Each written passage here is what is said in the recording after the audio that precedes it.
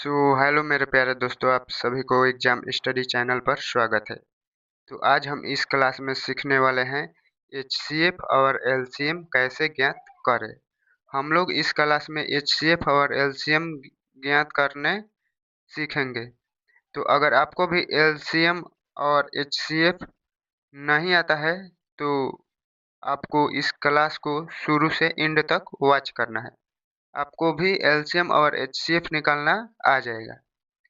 तो चलिए हम लोग बिना टाइम वेस्ट किए शुरू करते हैं क्लास को। तो हम लोग सीखेंगे एचसीएफ एलसीएम ज्ञात करना। पहले हम लोग देख लेते हैं कि एचसीएफ और एलसीएम का आखिर फुल फॉर्म क्या होता है, क्योंकि हमें कुछ भी पढ़ने से पहले उसके डिटेल जानना जरूरी होता है। तो हम लोग एचसीएफ का फुल फॉर्म देखेंगे और एलसीएम का फुल फॉर्म देखेंगे, फिर हम लोग इस पर क्वेश्चन करेंगे। ठीक, तो चलिए यहाँ पर हम एचसीएफ और एलसीएम का फुल फॉर्म दिखाते हैं। तो एचसीएफ एचसीएफ एचसीएफ को हिंदी में क्या कहते हैं? उच्चतम समप्रवर्तक। उच्चतम उच्चतम समप्रवर्तक समप्रवर्तक तक। ठीक, इसको हिंदी में उच्चतम समप्रवर्तक कहते हैं। यानी इसका फुल फॉर्म क्या हो जाएगा? एच का मतलब हाईएस्ट, HIGH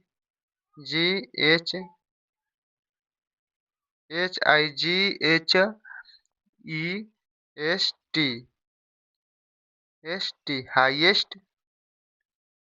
एच का मतलब हमारा हाईएस्ट, और यहाँ पर सी का मतलब क्या होगा? सी का मतलब कॉमन, COMMON कॉमन। और यहाँ पर एफ का मतलब क्या होगा? फैक्टर।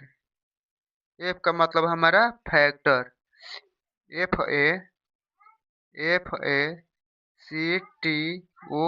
फैक्टर। यानी HCF का full form highest common factor. Hindi में इसको उच्चतम समप्रवर्तक कहते हैं या मासा मासा कहते हैं। अब चलिए एलसीएम का फुल फॉर्म देखते हैं।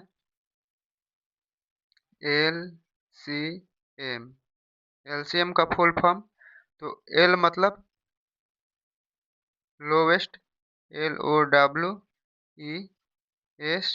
लोवेस्ट, और सी मतलब कॉमन, COMMON कॉमन, और ये एम मतलब मल्टीप्लाई, MULTIPLE मल्टीप्लाई। एलसीएम का full form lowest common multiply. इसको हिंदी में लघुत्तम समप्रवर्तक कहते हैं। लघुत्तम लघुत्तम समप्रवर्तक समप्रवर्तक। ठीक, आई होप आपको ये एचसीएफ और एलसीएम का फुल फॉर्म समझ में आ चुका होगा। तो अगर आप इस चैनल पर नए हैं तो प्लीज़ सब्सक्राइब कीजिए, लाइक कीजिए और अपने दोस्तों के पास शेयर कीजिए। चलिए अब हम इस पर क्वेश्चन देख लेते हैं कि क्वेश्चन कैसे इस पर आते हैं। एलसीएम हमको कैसे ज्ञात करने के लिए कहता है, और एलसीएम एचसीएफ हम ज्ञात करके आपको पूरा बताएंगे। आप वीडियो में लास्ट तक बने रहिएगा। तो हमारा पहला क्वेश्चन क्या मान लेते हैं? 2, 8 और 10। 2, 8 और 10 का एलसीएम तथा एचसीएफ एचसीएफ ज्ञात कीजिए। ज्ञात कीजिए ज्ञात कीजिए। ठीक, हम मान लिए कि 2, 8, 10 ये क्वेश्चन है। इसको एलसीएम और एचसीएफ हमें ज्ञात करने के लिए बोल रहा है। तो पहले हम इसका एलसीएम देख लेते हैं यानी लसा। तो यहाँ पर एलसीएम एलसीएम यानी लघुत्तम समप्रवर्तक, लघुत्तम समप्रवर्तक, लोवेस्ट कॉमन फैक्टर। एलसीएम का full form lowest common factor आप याद कर लीजिएगा, और एचसीएफ का full form highest common factor. ठीक, तो चलिए हम इसको अब लसा करते हैं।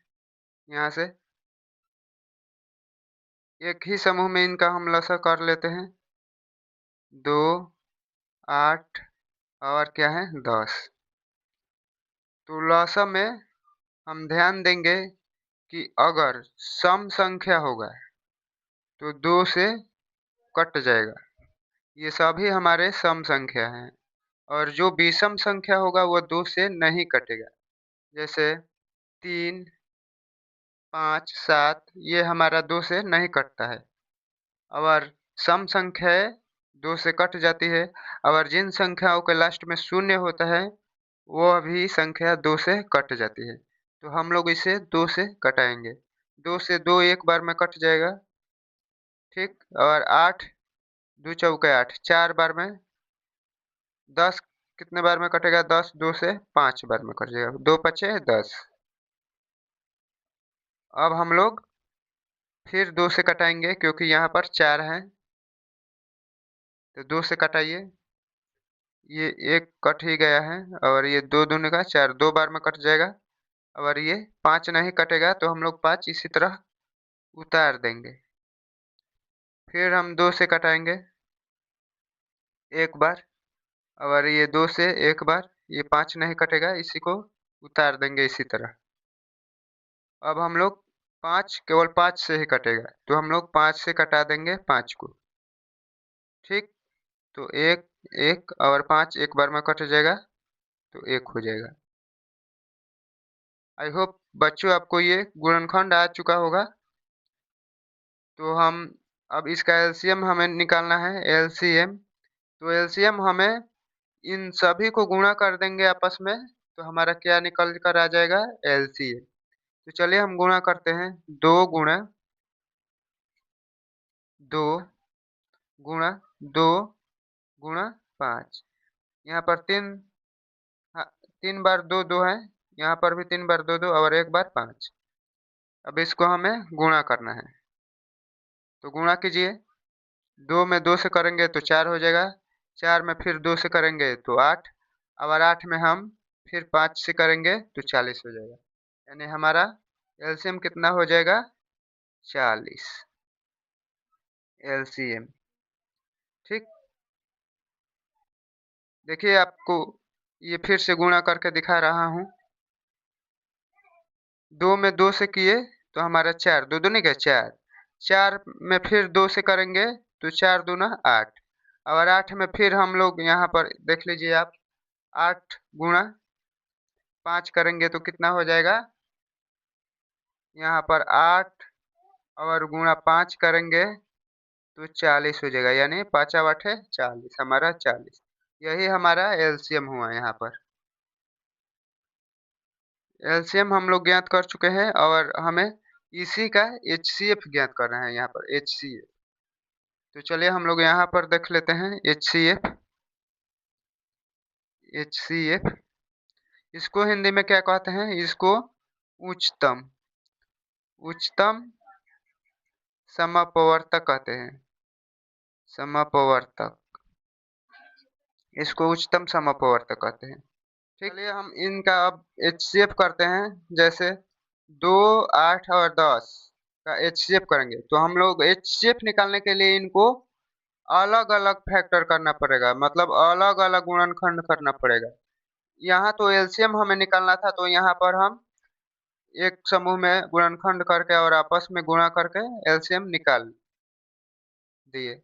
पर यहाँ पर हमें 2 का अलग गुणनखंड करना पड़ेगा, 8 का अलग गुणनखंड करना पड़ेगा, और 10 का अलग गुणनखंड करना पड़ेगा। ठीक, और उसमें जो कॉमन रहेगा उसे हम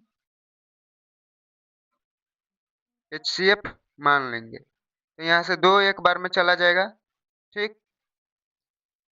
और यहाँ से ये 2 का हो गया।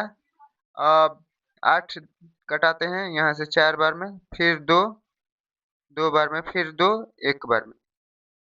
अब इसको 5 से तो यहाँ पर 2 5 बार में चला जाएगा।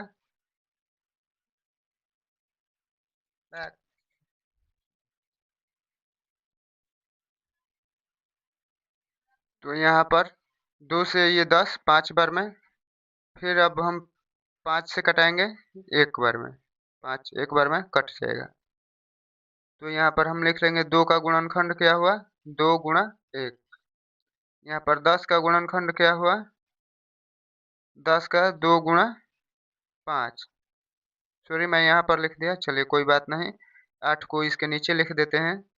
8 का गुणनखंड 2 गुणा 2 गुणा 2, ये हमारा गुणनखंड हुआ 8 का।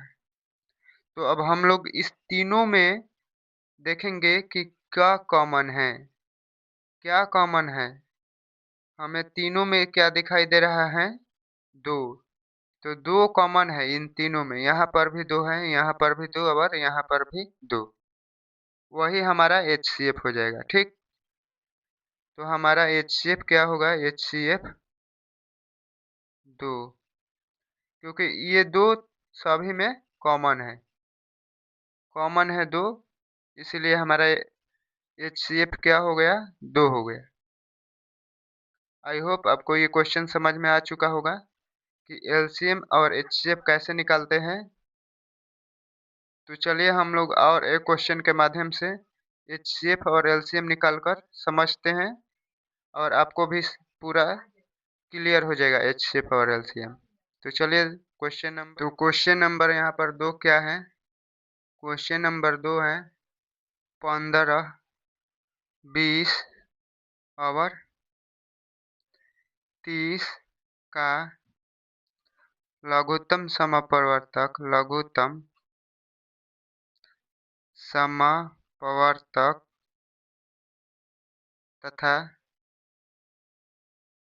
तथा उच्चतम समपवर्तक ज्ञात कीजिए।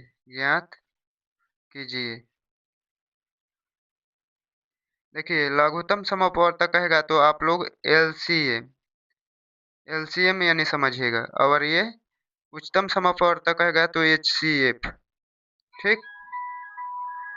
HCF और ये LCM।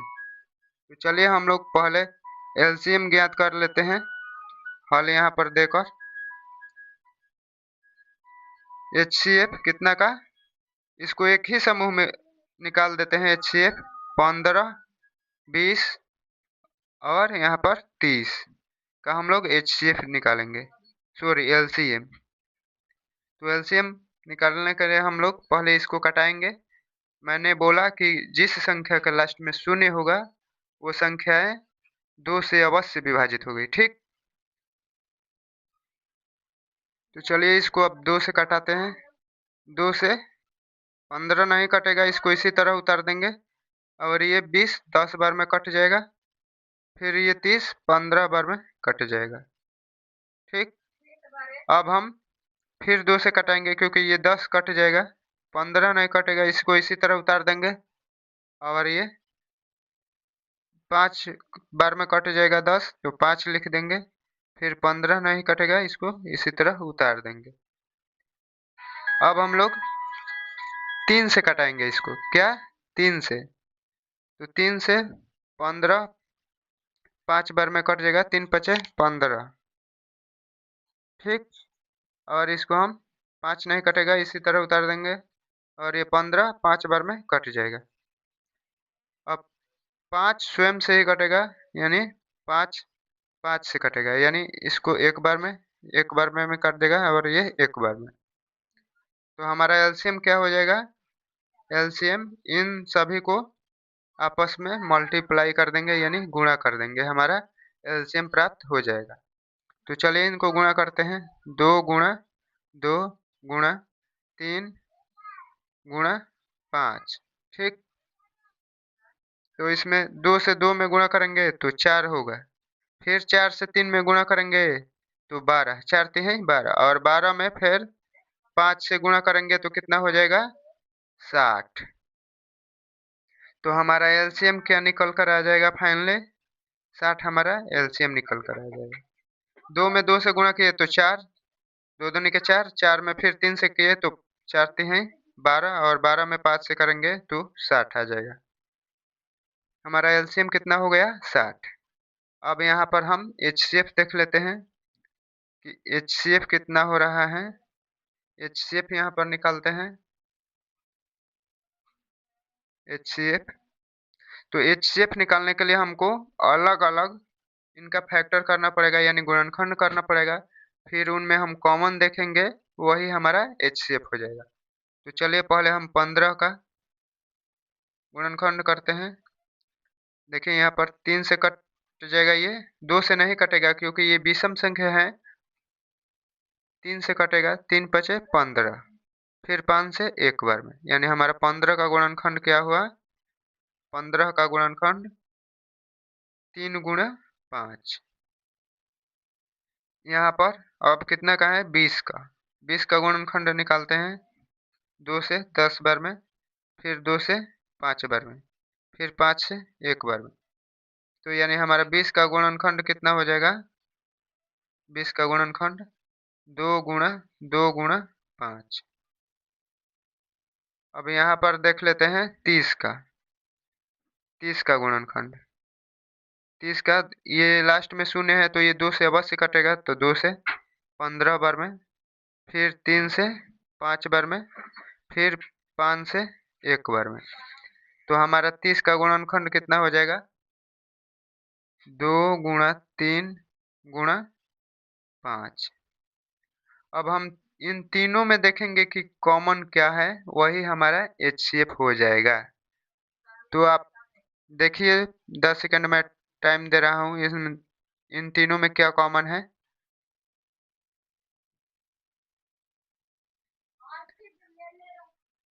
तो चलिए, हमारे ये तीनों में कॉमन दिखाई दे रहा है। यहाँ पर भी 5 है, यहाँ पर भी 5 है, और यहाँ पर भी 5 है। ठीक। तो हमारा कितना हो जाएगा एचसीएफ?